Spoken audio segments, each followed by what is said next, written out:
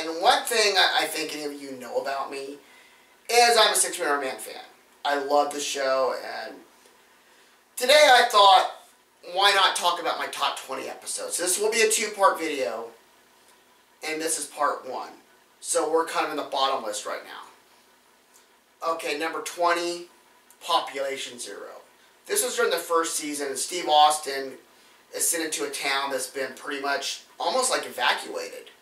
He gets in, he's wearing a hazmat suit, and he basically saves the people of this town. And, you know, so that, I like this episode, and it talks about small towns, which I love the fact that Steve Austin's from a small town, so I am. So that's why that makes number 20. Number 19, The Most Dangerous Enemy.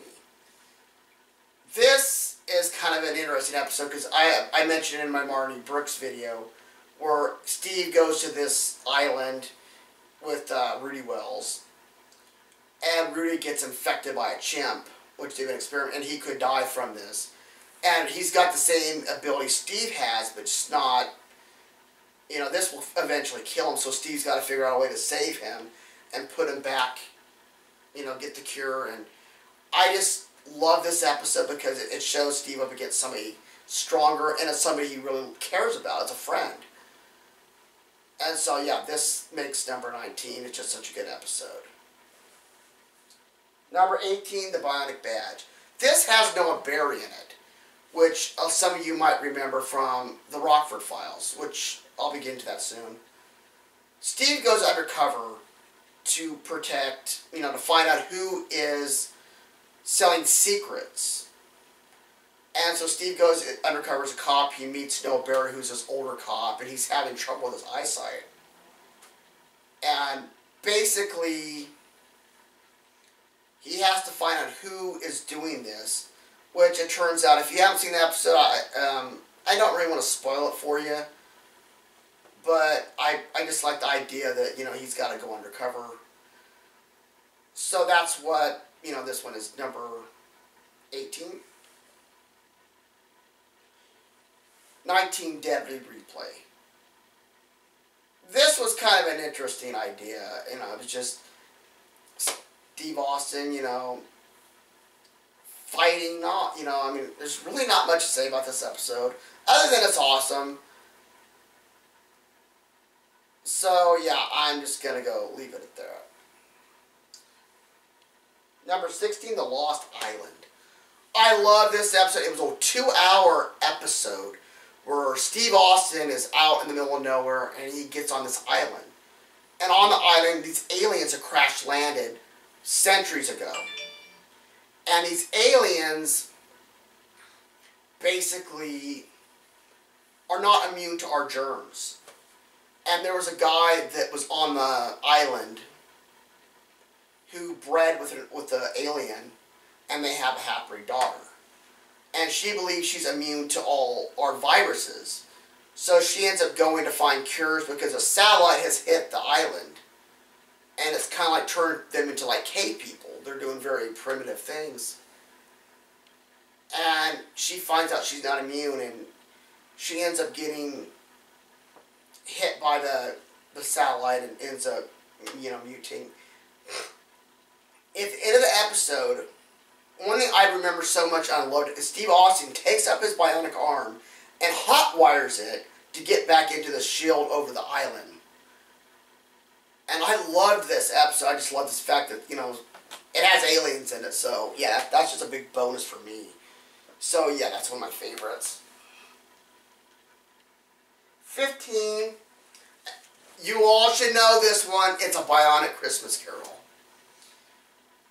You know, this one had Dick Sargent in it, and the thing I loved about this episode is we all know Dick Sargent's gay, which I have nothing against homosexuals, you know, as long as you're a good person, I like you.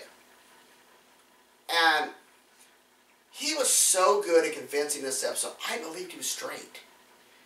And, you know, the way this episode just came off is, you know, like I watch it every Christmas. But, I mean, Dick Sargent was great, Lee Majors, and of course I mentioned my doll here was in it. And, you know, it was a really great episode, and I don't know really what more I could go into it other than you saw my review of it, so there's really not much more I need to say. 14, the ESP spy. This is an interesting idea. Steve meets this young girl who has, you know, psychic ability. She can read minds. And she feels like she's a freak. And, of course, Steve feels that way himself. So he kind of mentors this girl. And they have to find this person that has this, you know, weapon before anybody else. So she's got to read the guy's mind. And I loved how Lee Majors and this girl interacted. Because he comes in, he tells her, no, you're a person, you have a lot of self-respect. And I just love how they worked off each other. That's what I loved about the episode. It's like, you get this guy that's, you know, a cyborg, and you got this girl that has this ability that's great. And, you know, they kind of understand each other because they're kind of outcasts. So that's one of the reasons why that made number 14. 13, Run, Steve Austin, Run. This episode, Steve Austin's on the run. Basically, and he's being chased for a crime he didn't commit, and he's having to prove his innocence. There's really not much more for me to say, because I really don't want to ruin the episode for you. It's a great episode. Check it out. 12 is Bigfoot V. I think it's Bigfoot V or Bigfoot 5. I'm sorry if I got it wrong, but this will be the last time you will see Bigfoot on this show. Bigfoot was played by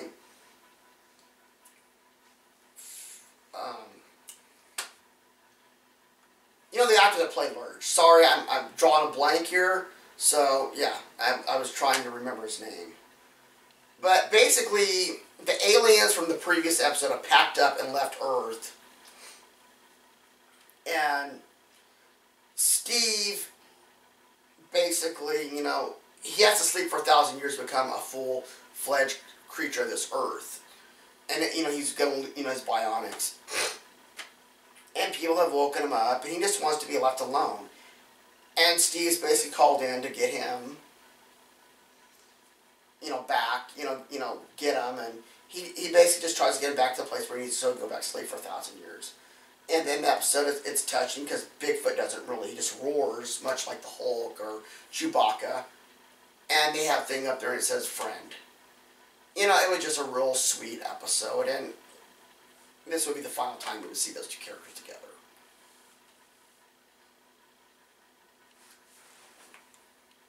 11, Dark Side of the Moon. Okay, with the success of Star Wars, why not put Steve Austin back in space?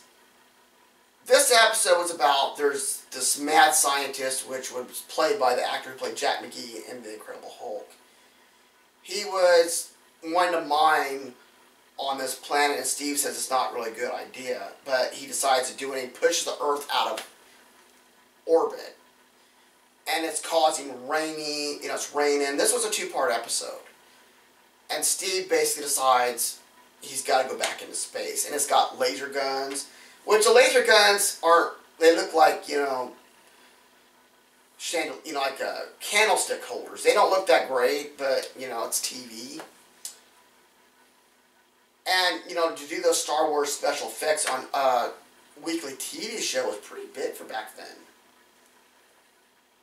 But Steve gets to the Earth back in orbit, and of course everything's okay. It's a great episode. You know, it's a 2-hour episode, so I'd say check it out.